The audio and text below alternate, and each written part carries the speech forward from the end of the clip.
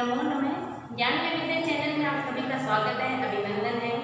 आज की कक्षा में हम पढ़ते हैं कक्षा शास्त्री प्रथम वर्ष के लिए है ये भक्ति काल है। हम पढ़ रहे थे भक्ति काल के अंतर्गत संत काव्य की विशेषताएं हैं, इनका अध्ययन है वो आज की कक्षा में करते हैं। संतों के बारे में हमने पढ़ा था। संत काव्य धारा को कितने भागों में बांटा गया था। निर्गुण संत काव्य धारा थी, सगुण संत काव्य धारा थी, रामकृष्ण धारा थी, रामकृष्ण धारा थी और कृष्ण काव्य धारा का अध्ययन है वो हमने पिछली कक्षा में पढ़ दिया था। और संत काव्य धारा के अंतर्गत है सूफी काव्य धारा थी, उसके बारे में भी हमने है वो पढ़ा था। कृष्ण काव्य धारा थी, इसके बारे में भी हमने पढ़ा था। आज की कक्षा में हम पढ़ते हैं संत काव्य की विशेषताएं, जिसमें पहली विशेषता आती है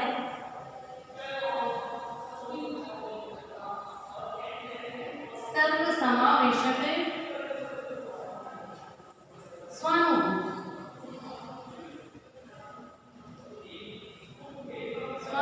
अध्यात्म विचार,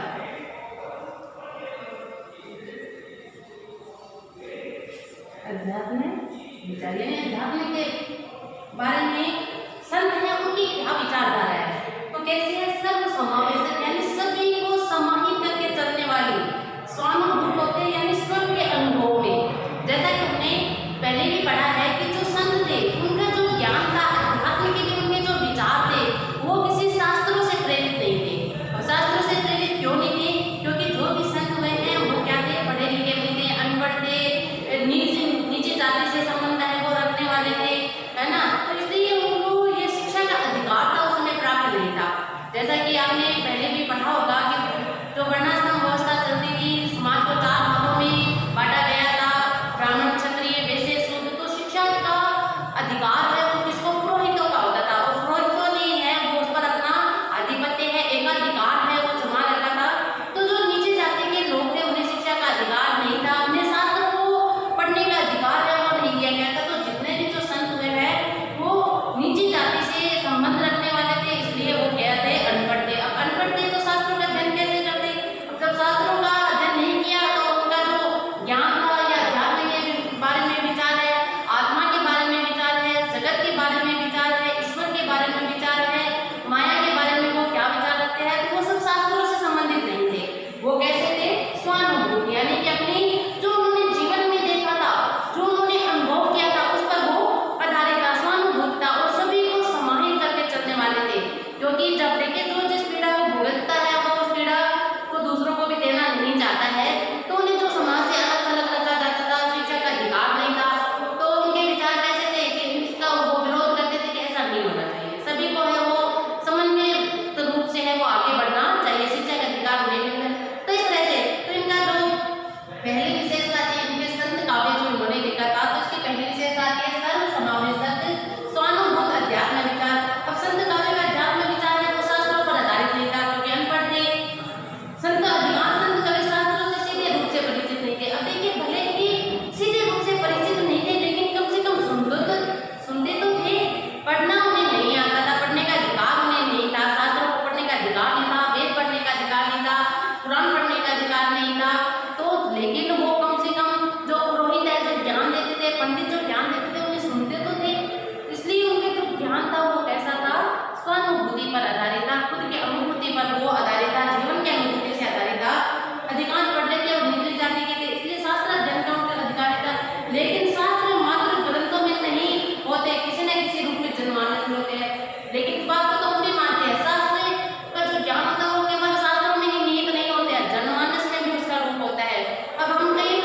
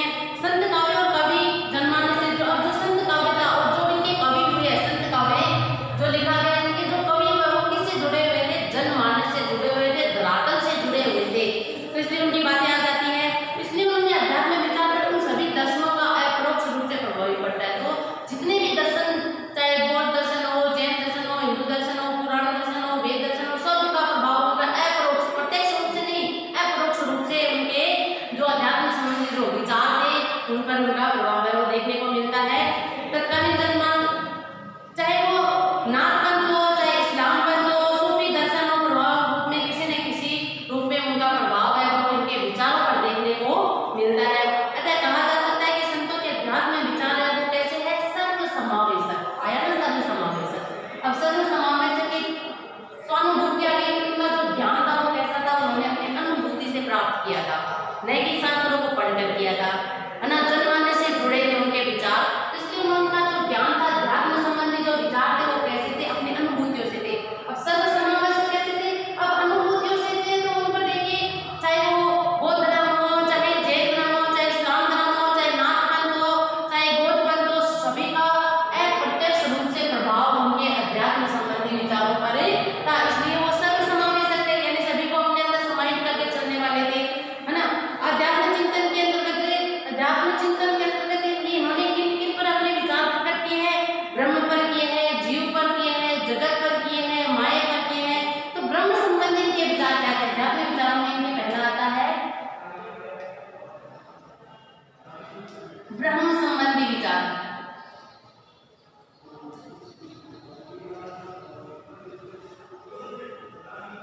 कि ब्रह्म के बारे में इनके संतों के हैं वो क्या विचार थे, किस प्रकार की विचारधारा को ये लेकर चलते थे। संत जो थे किसको मानते थे, निर्गुण निराकार ब्रह्म को मानने वाले थे। उन्होंने उस ब्रह्म को राम स्वरूप में तो प्रतिष्ठित किया है, लेकिन उनके राम लिया वो कैसे है, त्रिगुणातीत है, यानी कि तीनों लोकों में उनका वास है, कण कण में उनका वास है, वो बताया है। अनिवर्चनीय, उनका वर्णन नहीं किया जा सकता, उनका वर्णन नहीं किया जा सकता। उनके न आरंभ का पता है, न उनके अंत का पता है, न आदि न अंत किसी का भी, यानी किसी भी छोर के उनका पता नहीं है। उनकी उत्पत्ति कैसे हुई, कैसे इसके बारे में संत कहते हैं कि उनका कुछ पता नहीं है, तो वो अनिवर्चनीय है। सर्वांतर अंतर्यामी, यानी कि सारे जगत में वो अंतर्यामी के रूप में प्रतिष्ठित है, अंतर्यामी सबका जानने वाले हैं वो, घट घट व्यापी है, पाप पुण्य से परे है वो, ज्ञान ध्यान से, अतीत से और स्थूल सूक्ष्म से वो पृथक है, ऐसे उनके ब्रह्म है। स्थूल सूक्ष्म से पृथक है, ज्ञान विज्ञान से परे है वो, पाप पुण्य से हटकर है। तो ये सब उनके बारे में, और उनके जो ईश्वर है वो अजर है, अमर है, सर्वशक्तिमान है, अनादि है, निरंजन है, जिनका कोई रंजन नहीं है, अपार्थिव, यानी कि उनका कोई शरीर नहीं है, न उनकी मृत्यु है, न उनका जन्म है, न प्रकाश पुंज और अजन्मा आदि विशेषण है वो अपने ब्रह्म के लिए देते हैं। इतने सारे नाम है वो अपने ब्रह्म को देते हैं। संतो धोखा सुख कहिए, गुण में निर्गुण, निर्गुण में गुण है, ऐसा कहिए कि संत लोग कहते हैं कि धोखा मत खाइए, निर्गुण में ही गुण है और गुण में ही क्या है, निर्गुण का वास है।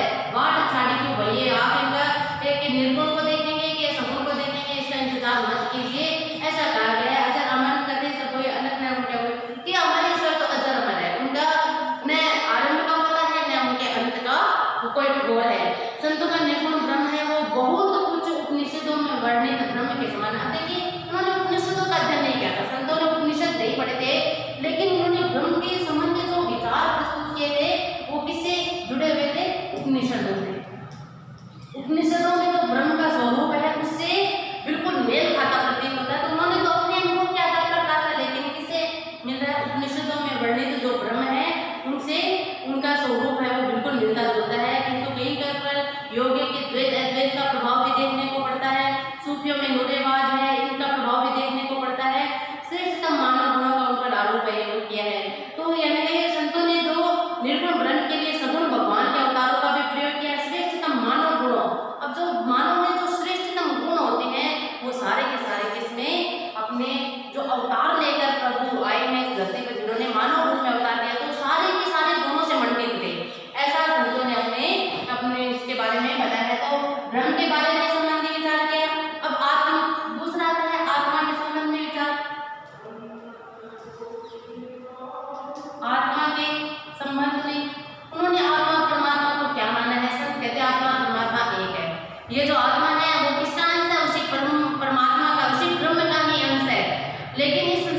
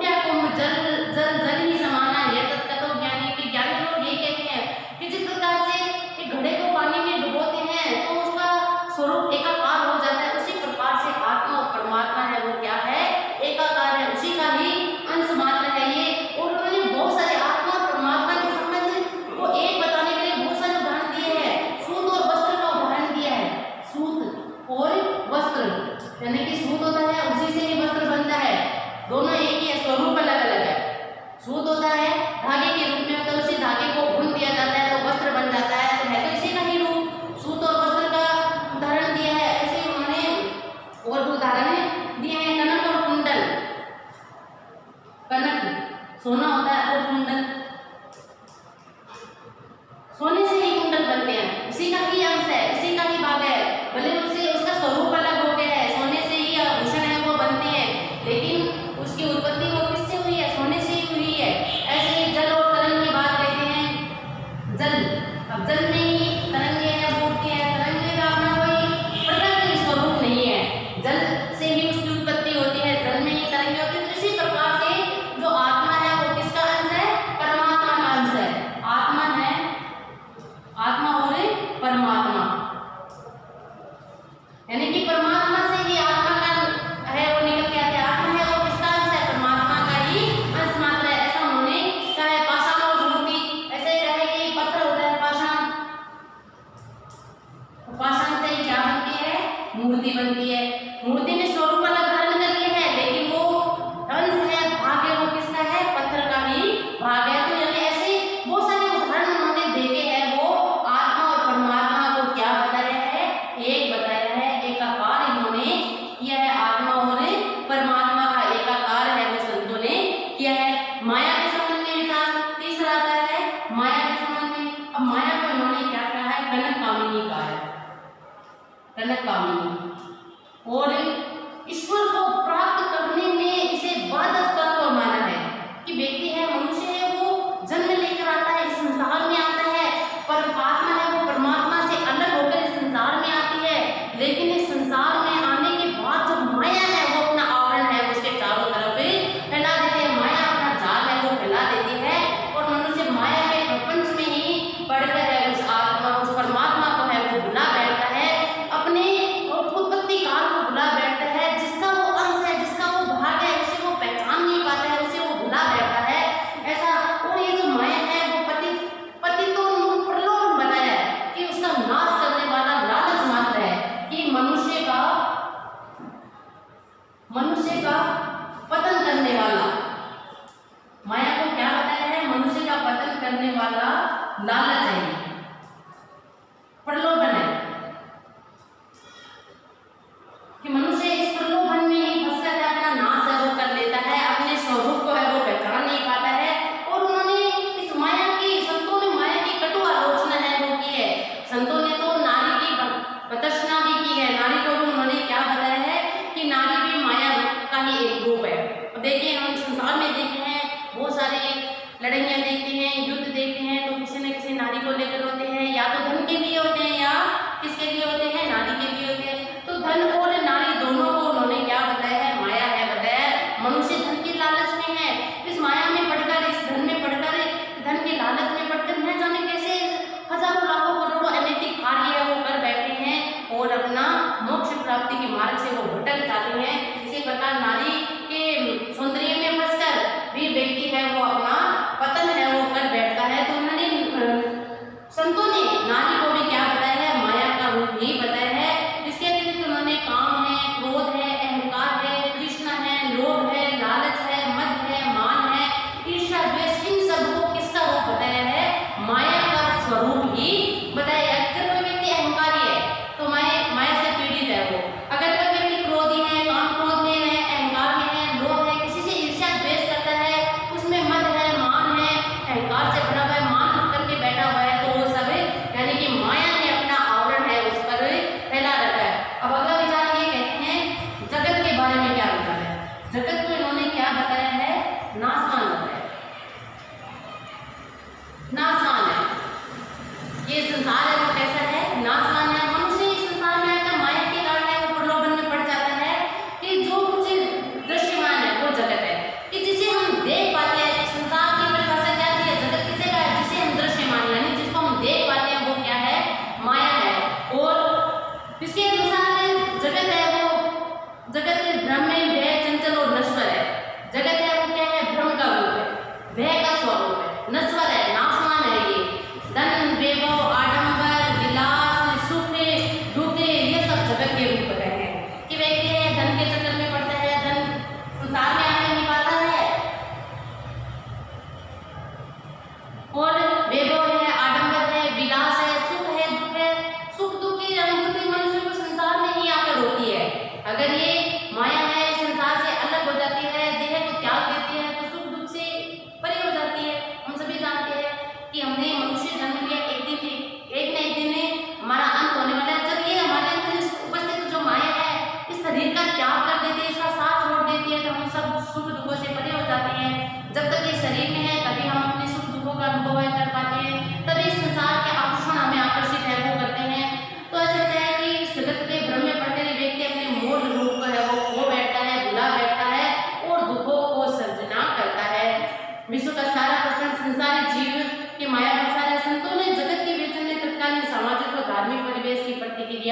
पाई है।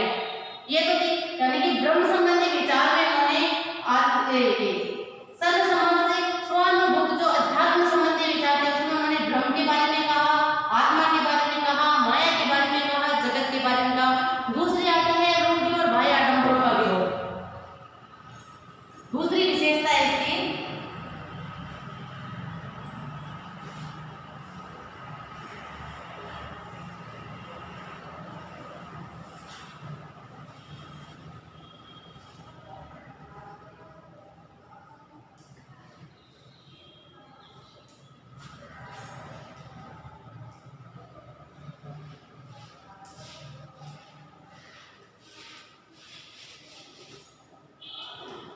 रूढ़ियों एवं बाह्य आडंबरों का विरोध। अब संत थे, समाज में रहते थे, जन कल्याण की भावना लेकर चलते थे, तो समाज में व्याप्त जो रूढ़ियां था और बाह्य आडंबर जो करते थे, चाहे वो हिंदू धर्म के हो चाहे मुस्लिम धर्म के हो, इन्होंने सब पर कटाक्ष है वो किया है। बाह्य आडंबरों से इन्होंने समाज को दूर रखने का प्रयास है वो किया। सामाजिक धार्मिक क्षेत्र में व्याप्त रूढ़ि और बाह्य आडंबरों का संतों ने खुलकर विरोध किया है।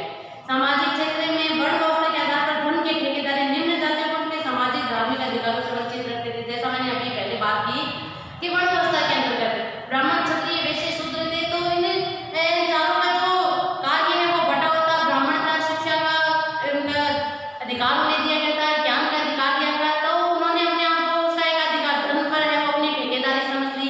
क्षत्रिय थे, वो अपने जो समाज की रक्षा करने का दायित्व उन पे था, तो वो अपने बल पर है वो सभी का शोषण करने लगे थे।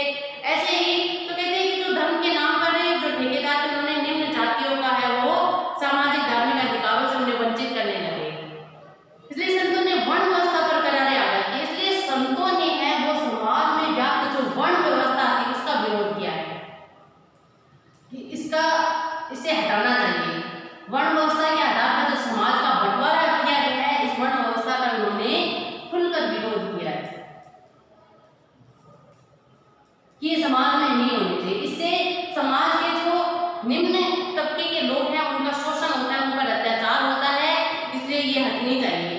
अधिकांश संत थे हो गए कैसे थे, निम्न जाति के थे, तो उन्होंने अनुभूति की थी उस पीड़ा को जो उन्हें समाज के द्वारा है वो दी गई थी, समाज के धर्म के ठेकेदारों के द्वारा उन्हें पीड़ा दी गई थी। वर्ण व्यवस्था के दुष्परिणाम को उन्होंने स्वयं अनुभूत किया था कि वो अनुभूति के आधार पर वो कहते थे। इसलिए किए गए आघातों पर जहाँ एक और उनका उत्पीड़न जन्य आवेश है, दूसरी ओर समानता की कामना थी। तो एक उन्होंने जो ये निम्न जाति थे तो समाज के ठेकेदारों के द्वारा जो उन पर अत्याचार किए गए थे उसको उन्होंने स्वानुभूत किया था। इस कारण से इन्होंने इस वर्ण व्यवस्था का है वो विरोध किया और समाज को किस आधार पर देखना चाहते थे, समानता के आधार पर देखना चाहते थे। इसका विरोध करके इसको स्थापित करना चाहते थे। समानता के अधिकार की कामना थी उनके। जाति पाति पूछे नहीं कोई हरि को बचे हरि का होए, ऐसा कहा गया कि जाति पाति को पूछे नहीं हरि को बचे सो हरि का होए। ऐसा होना चाहिए कि जाति पाति से भगवान थोड़ी ना मिलते हैं। क्या भगवान है वो उच्च वर्ण के या उच्च जाति के लोग हैं वो नहीं मिलते हैं? निम्न जाति वाले अगर ईश्वर का नाम ले तो क्या भगवान उनके द्वार तक नहीं आते, उन्हें दर्शन देने नहीं आते, उनका उद्धार नहीं करते हैं? तो ऐसा कहा है कि जाति पाति ईश्वर के दरबार में जाति पाति नहीं पूछी जाती है, ईश्वर को पूछे सो उसी का होए।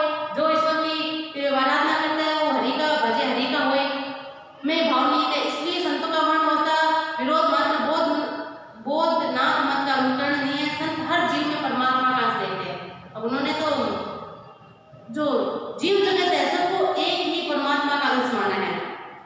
कोई अंश मात्र किसी विशेष जाति में पैदा होने से उच्च और नीच कैसे हो सकता है? वर्ण व्यवस्था का बाह्य आडंबर है। एक ज्योति में कबीरदास जी तो कहते हैं एक ज्योति में सब उत्पन्न, क्या ब्राह्मण क्या शूद्र, है ना, क्या कि एक ही जाति से एक ही ज्योति से सब उत्पन्न है। किस ज्योति से? उस परमात्मा रूपी ज्योति से। परमात्मा रूपी ज्योति से ही सभी का जन्म है वो हुआ है। तो यहाँ पर ये क्या ब्राह्मण और क्या शूद्र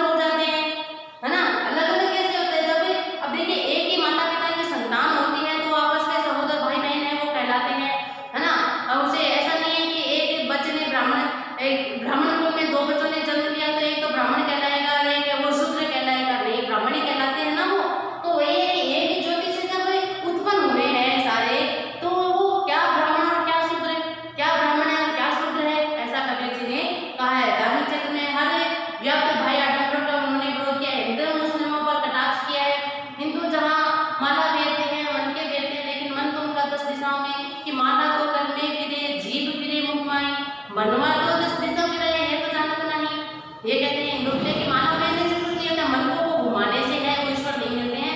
अगर तुम्हारा मन स्थिर नहीं है कि मन के तो घुमा रहे हो लेकिन मन है वो 10 दिशाओं में भटक रहा है, तो इससे ईश्वर प्राप्त नहीं होंगे।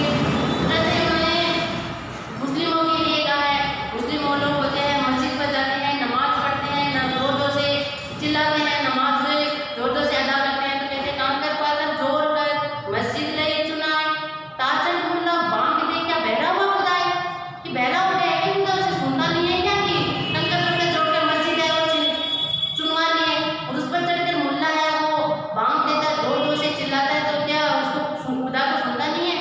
ईश्वर तो होठों पर आने से पहले ही आत्मा की आवाज है वो सुन लेते हैं।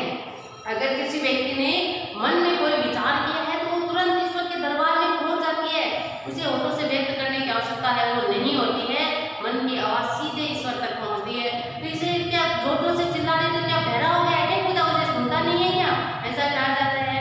और उन्होंने मूर्ति पूजा का खुलकर विरोध किया, हिंदुओं में मूर्ति पूजा है, छापा तिलक करते हैं, उसका विरोध किया है, वही आडम्बर जो धर्म के नाम पर व्याप्त है उसका संतों ने विरोध किया है कि पत्थर पूजे हरि मिले तो मैं पूछूं पहाड़, ताते से ताकि बने पीस खाए संसार। पत्थर पूजने से अगर ईश्वर मिल जाते तो मैं तो पहाड़ की पूजा कर लेता भाई, तो मुझे तो ईश्वर है वो तुरंत मिल जाते हैं। अगर उससे तो ये चक्की है जिससे हम पीस कर संसार का पेट भरता है वो ज्यादा महत्वपूर्ण है, उसकी पूजा कीजिए, कर्म की पूजा कीजिए, है ना। व्यक्ति जन्म के आधार पर नहीं कर्म के आधार पर है व्यक्ति बड़ा बनता है, ऐसा संतों ने कहा है। अब उन्होंने मुस्लिमों के लिए कहा है जोरी करे जिबई करे करते हैं जो हलाल की जोर जबरदस्ती करते हैं, अपने ही परिवार की जो बहनें लगती है अपने पिता का खून छोड़कर अपने परिवार की मासी की बेटी से विवाह रचा लेते हैं, पशुओं को हलाल करते हैं वो, है ना। कि जोरी करे जिबई करे करते हैं जो हलाल, जब दब दब देखते रहते हैं उनका कौन, जब उस दफ्तर में जाएगा उस ईश्वर के उस खुदा के दफ्तर में जाएगा तब तुम्हारा क्या होगा, तब तुम हलाल नहीं होगे क्या? यहाँ संसार में तुम जीवों को हलाल करते हो, तो इस पर उन्होंने कड़ा व्यंग्य है वो किया है। ऐसे ही समन्वित भक्ति भावना, तीसरी इसकी विशेषता आती है समन्वित भक्ति भावना।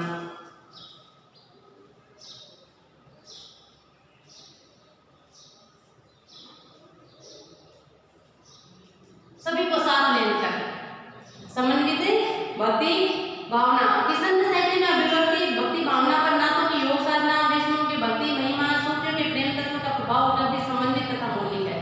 देखिए सबको साथ लेते हो, इनका जो अनुभव था वो कैसा था, स्वानुभूत था, किसी शास्त्रों से परिचित नहीं था, शास्त्रों से संबंध नहीं था।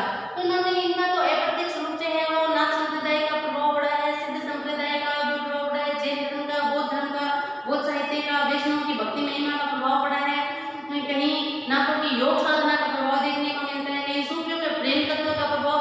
तो सभी को समन्वित करके चलने की इनकी भावना थी।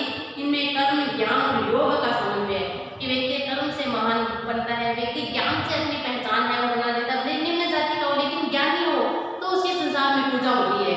योग का समन्वय है, ज्ञान और योग का समन्वय करते हैं। संतों की भक्ति साधना तो योग मार्ग का प्रभाव है। मैं जाने पटी को भलो पटी बोलते बल जोगे, राम नाम से प्रीति करे बल बल निंदो लोगे, है ना, ऐसे उन्होंने कहा है। लेकिन उनका अंदर अब भले ही उन्होंने देखिए नाथ संप्रदाय का प्रभाव है या वैष्णव की भक्ति महिमा है या नाथों की योग साधना है या सूफियों का प्रेम है, लेकिन उन्होंने इसका अंधानुकरण नहीं किया है। इस तरह से संत काव्य की भक्ति साधना एक प्रकार की कैसी है, प्रेम साधना पर ये बल है वो देती है। लौकिक वासनाओं के लिए अनुमान मात्र भी, लेश मात्र भी जगह है इनके विचारों में नहीं है। जहाँ प्रेम है काम के लिए कोई स्थान नहीं है, ऐसा संतों ने कहा है। जहाँ प्रेम भाव है वहाँ काम वासना नहीं है। संतों ने भक्ति साधना में मन की शुद्धता, सदाचार और आराध्य के प्रति संपूर्ण समर्पण की भावना की अभिव्यक्ति है वो दी है। चौथी विशेषता की नाम स्मरण की महिमा। संतों की संत कवि की विशेषता है नाम स्मरण। अब नाम स्मरण किसका नाम स्मरण? ईश्वर के नाम स्मरण की महिमा। भगवान राम तो कहते हैं ना मेरे से बड़ा मेरा नाम है ना, कि राम से बड़ा राम का नाम आता है कि नाम तत्व संत कवि की रचना का एक विशेष है। संत काव्य में वर्णित राम नाम की साधना एक प्रकार की मंत्र साधना। अब राम का नाम बड़ा छोटा सा नाम लेकिन एक मंत्र है, ये एक बड़ी साधना है। राम राम राम राम करते करते व्यक्ति ही जाता है। एक सीढ़ी बन गई है राम नाम की सीढ़ी, जिस पर चढ़ते चढ़ते चलते चलते व्यक्ति है उसे राम तक है वो पहुंच जाते हैं। तो एक मंत्र साधना बताई है जिसका गुरु मंत्र स्वामी रामानंद ने कबीर को दिया था। कबीर के गुरु थे ना स्वामी रामानंद, जिन्होंने इस मंत्र को है वो किसको बताया था? कबीर को बताया था। केवल नामोच्चारण से परंपरागत जाप राम नाम साधना नहीं, उसका संबंध जीवन की रागात्मक वृत्ति से है। जब तक नाम साधना का परम तो हमारे प्राण शक्ति उसके साथ घुल मिल नहीं जाता तब तक सब ज्ञान मात्र ही रहता। देखिए राम नाम की महिमा का गुणगान करते हैं, लेकिन उस राम नाम की जो महिमा है जब तक उस प्राण शक्ति के साथ घुल नहीं जाते हैं तब तक मात्र एक शब्द मात्र है। राम एक शब्द है, लेकिन इस शब्द के प्रति हमारी श्रद्धा, इसके प्रति हमारा संपूर्ण समर्पण होगा और ये हमारी प्राण शक्ति के साथ एकाभाव नहीं कर लेता है तब तक मात्र राम एक नाम है, वो क्या है? एक शब्द मात्र है। ये तब मंत्र का रूप तभी बनता है जब ये राम नाम का जो मंत्र है हमारी सांसों के साथ घुल जाता है, तभी ये मंत्र होता है और तभी ये कार्य सिद्ध होता है। इसलिए राम स्मरण तन मन से एकाग्र होकर है वो किया जाता है। सुमरन ऐसा कीजिए दूजा लखे न कोई, होठ न प्रकट देखिए प्रेम रखे कोई।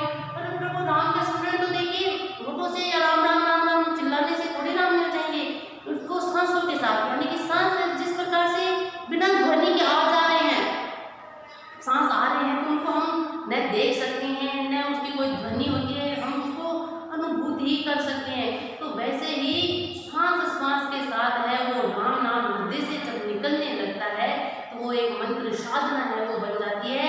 यही नाम का महत्व है, नाम स्मरण की महिमा है, ऐसा संतों ने किया है। वही आगे माला तो करने मिले, उन्होंने से माला तो फेर रहे हैं और जीभ से बोले जा रहे हैं, लेकिन मन स्थिर नहीं है तो उसे स्मरण की कोई महिमा नहीं है। अब राम नाम तो बोल रहे हैं, हाथ में बोले राम राम राम राम राम राम राम राम, लेकिन मन है वो इधर उधर भटक रहा है, तो उस स्मरण की कोई महिमा नहीं है।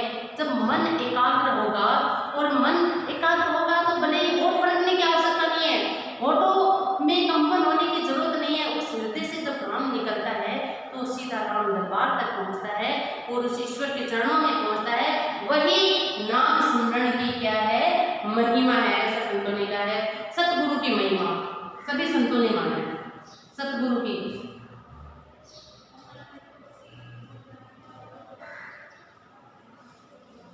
सतगुरु की महिमा का मंडन है वो सभी संतों ने क्या विश्व का शायद कोई भी ऐसा वांग में हो जिसमें गुरु महिमा का वर्णन है, कोई भी ऐसा चाहे वांग में नहीं है कि जिसमें गुरु का महिमा गुरु की महत्ता है वो नहीं बताई गई। संत साहित्य पूर्ववर्ती युगों में भी गुरु के महात्म्य का संबंध में बहुत कुछ है वो लिखा गया है। संत साहित्य के पृष्ठभूमि अथवा प्रेरणा स्रोतों के रूप में सिद्ध है, नाथ है, जैन है, साहित्य की चर्चा की जाती है, उसमें भी गुरु की महिमा का वर्णन है वो किया गया है। अपने मूल रूप में ही गुरु महात्म्य ज्ञान लेकर आई है। हिंदी संत काव्य में गुरु महात्म्य की एक सुदीर्घ परंपरा रही है। लगभग सभी संतों ने गुरु महिमा का बखान है वो किया है। गुरु बिन किते न पाइयो केते कहे कहाय, गुरु सागर रतन गुरु तितु रतन घनोर राम। यदि उस राम को प्राप्त करने के लिए किसकी जरूरत पड़ती है? गुरु की। गुरु गोविंद दो खड़े आगे लागू पाए, कबीर जी ने कहा है ताकि बलिहान गुरु आपने गोविंद दिया बताए, तो उस गोविंद का पता भी कौन देता है? गुरु ही बताता है। सच्चा गुरु सतगुरु ही देता है। कि ऐसा उन्होंने कहा है गटगटे राम रतन है दादू लखे न कोई, सतगुरु शब्द पाए सहज सिद्धि होय। और सतगुरु होते हैं जो ये सहज साधना का मार्ग है वो शिष्य को बताता है, साधक को बताता है, और साधक उस सहज मार्ग पर चलकर उस ईश्वर को पा लेता है। बड़ी महिमा है वो गुरु की बताई गई है, संतों ने बड़ी महिमा बताई गई है। कि अब आते हैं अगली रहस्य भावना की अभिव्यक्ति। रहस्य भावना ब्रह्म के आध्यात्मिक स्वरूप से आत्मा की भावनात्मक एक प्रबुद्धि का प्रकाशन रहस्यवाद है। डॉक्टर गोविंद आप कहते हैं कि ब्रह्म के आध्यात्मिक स्वरूप से, ब्रह्म का जो आध्यात्मिक स्वरूप है उससे आत्मा की भावनात्मक एक क्या अनुभूति, आत्मा जब उससे छते क्या है? रहस्यानुभूति।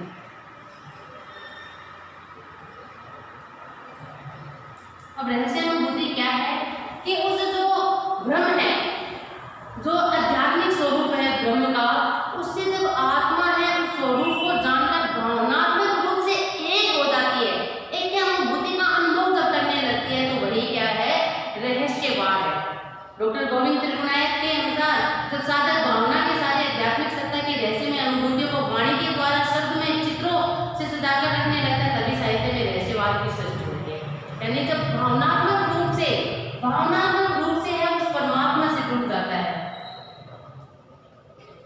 भावनात्मक रूप से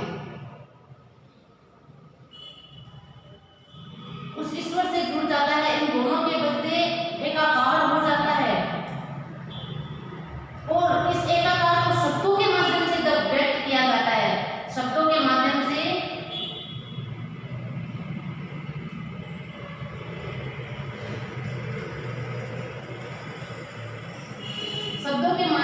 चित्रित किया जाता है, तो वो क्या है? रहस्यवाद। यानी कि जब आत्मा है भावनात्मक रूप से इस परमात्मा से जुड़ जाते हैं, दोनों का एकाकार हो जाता है, तो उस एकाकार से प्राप्त जो अनुभव है, उस अनुभव को शब्दों के माध्यम से जब चित्रित किया जाता है, तो वही साहित्य में क्या है? वही साहित्य में रहस्यवाद है। साहित्य में उसे रहस्यवाद संतों ने बताया है। संत साहित्य में भावनात्मक, साधनात्मक और अभिव्यक्ति मूलक रहस्य अभिव्यक्ति के सुंदर उदाहरण मिलते हैं। अब संत साहित्य में अगर देखते हैं तो भावनात्मक रूप से जुड़ने की बात कहते हैं, तो भावनात्मक रहस्यवाद, साधनात्मक यानी साधना करके अपने आप को तपा करके, अपने शरीर को तपा करके उस ईश्वर को प्राप्त किया जाता है, उसे एकाकार किया जाता है, तो वो भी साधनात्मक रहस्यवाद हुआ। अभिव्यक्ति मूलक अपने मन के भाव की अभिव्यक्ति करके एकाकार किया जाता है, तो वो भी अभिव्यक्ति मूलक रहस्यवाद हुआ। भावनात्मक रहस्य भावना प्रेम मूलक है। अपने भावना कैसी? प्रेम में इस संसार को, संपूर्ण संसार को प्रेम की दृष्टि से देखना। साधनात्मक रहस्य भावना योगिक, यानी योग साधना करके, योग करके साधना करके अपने ध्यान को लगा के चित्त को उस प्रभु के चरणों में लगा के एकाकार जब हो जाते हैं, तो वो कैसा हो गया? साधनात्मक रहस्यवाद हुआ। अभिव्यक्ति मूलक रहस्य भावना पारिभाषिक शब्द जनित है। पारिभाषिक शब्द जनित भक्ति संतों ने भी साहित्य लिखा है ना, तो शब्दों के माध्यम से व्यक्त करना। सभी संतों ने कबीर की रहस्य भाव अभिव्यक्ति, अद्वैत दर्शन है, सूफी दर्शन है और नागों के योग से प्रभावित होकर भी मोले गए। जैसे बहुत दिनों से प्रीतम आए, भाग बड़े दरी बैठे पाए, मंगलाचार माही मन राखो, राम रसायन रसना चाखो, मंदिर माही भया उजारा, ले सोती अपना पीर प्यारा। बहुत दिनों से प्रीतम आए, प्रीतम किसके लिए कह रहे हैं? उस ईश्वर के प्रीतम मान है। कबीर जी ने कहा है ना अपने उस ईश्वर रूपी प्रीतम कि बहुत दिनों से आए, मेरे तो भाग्य जाके, मेरे तो बड़े भाग्य है। मंगलाचार और मन ही मन में मंगलाचरण गा रहे हैं और राम रसायन और उसे राम रूपी जो रस है उसका रस स्वादन अपनी रचना के माध्यम से, जीव के माध्यम से कर रहे हैं। मंदिर में कौन से मंदिर? अपने हृदय रूपी मंदिर। रहस्यवाद की भावना यही तो है। मंदिर ऐसा नहीं है कि जो ये पत्थरों से चिनाया गया मंदिर हो, नहीं, हृदय रूपी मंदिर में उजियारा फैल जाता है। जब प्रीतम आते हैं उसे हृदय रूपी मंदिर में प्रवेश करते हैं, तो हृदय के मंदिर में उजियारा है वो फैल जाता है। तो इस तरह से है वो रहस्यवादी विचार है वो प्रस्तुति करते हैं। अगली और भी बहुत सारी विशेषताएं हैं। आज की कक्षा में हमने इन 6 विशेषताओं के बारे में अध्ययन किया। अगली विशेषता है वो कल की कक्षा में हम पढ़ेंगे। पहली थी सर्व समावेशक समानाभूत अध्यात्म विचार, जिसमें उन्होंने ब्रह्म के बारे में, जगत के बारे में, माया के बारे में, आत्मा के बारे में विचार प्रस्तुत किए। दूसरी है रूढ़ि और बाह्य आडंबरों का विरोध किया है।